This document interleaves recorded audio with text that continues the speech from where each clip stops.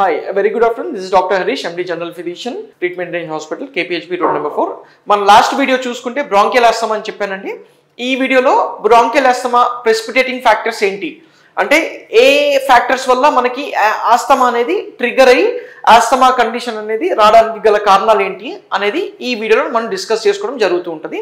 And యూజువల్గా ఇంట్లో ఉన్నప్పుడు హౌస్ హోల్డ్ కెమికల్స్ అంటాము, అంటే లైక్ మన కిచెన్ ఏరియాలో ఫ్యూమ్స్ కానీ లేకపోతే డస్ట్ అండ్ డస్ట్ మైట్స్ అంటాం, అంటే మన ఇంట్లో డస్టింగ్ చేసినప్పుడైనా కానీ లేకపోతే కొంతమంది అంటే లైక్ మన దుప్పెట్లు దులుపుతూ ఉంటాం కదండి, దాని నుంచి కూడా చిన్న చిన్న డస్ట్ మైట్స్ అనేవి, డస్ట్ పార్టికల్స్ అనేవి వస్తూ ఉంటాయి.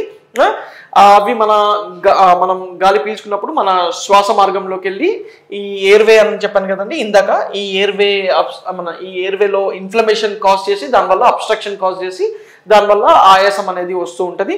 అండ్ మనకి ఇంట్లో కాక్రోచెస్ అటువంటివి ఉన్నా కూడా దానివల్ల కూడా మన ఫుడ్ ఇన్ఫెక్ట్ అయ్యి దానివల్ల ఇన్ఫ్లమేషన్ వచ్చి ఆస్తమా అనేది వస్తూ ఉంటుంది.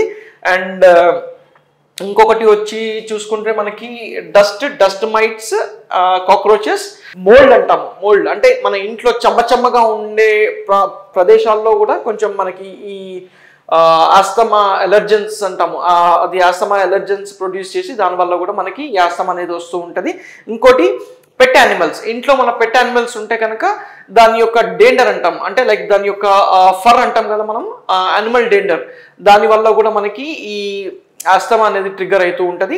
ఇంకోటి పాలెన్, అంటే మన పువ్వులు, మనం చాలా మంది ఏంటంటే పండుగలప్పుడు ఇల్లంతా పువ్వులతో అలంకరిస్తూ ఉంటారు, కానీ ఆ పువ్వుల మధ్యలో ఉండే పాలెన్ దానివల్ల కూడా మనకి ఆస్తమా అనేది ట్రిగ్గర్ అవుతూ ఉంటుంది. ఇంకోటి కొంతమందిలో స్ట్రాంగ్ పర్ఫ్యూమ్స్ అంటాము, స్ట్రాంగ్ పర్ఫ్యూమ్స్ అటువంటి వాటి వల్ల కూడా మనకి ఆస్తమా అనేది ట్రిగ్గర్ అవుతూ ఉంటుంది. అండ్ ఎక్సర్సైజ్ ఇండ్యూస్ ఆస్తమా అంటాము. యూజువల్గా ఏంటంటే చాలామంది చాలా విగరస్గా ఎక్సర్సైజ్ చేస్తూ ఉంటారు జిమ్లో, అంటే ఎవరికైతే ఈ ఆస్తమా ఉన్న వాళ్ళు అంత ఫిజికల్ యాక్టివిటీ చేయకూడదండి. దానివల్ల కూడా మనకి ఏంటంటే యూజువల్గా ఏమవుతుంది, మనం అంత ఫిజికల్ ఎక్సర్సైజ్ చేస్తూ ఉన్నప్పుడు మనం ఫ్రీగా గాలి పీల్చుకోలేము. గాలి పీల్చుకోవడం వదలడం అనేది చాలా ఫాస్ట్గా చేయడం వల్ల అది మొత్తం మన ఎయిర్వే మొత్తం డ్రై అవుతూ ఉంటుంది, దానివల్ల కూడా ఆస్తమా ట్రిగ్గర్ అవుతూ ఉంటుంది. Thank you.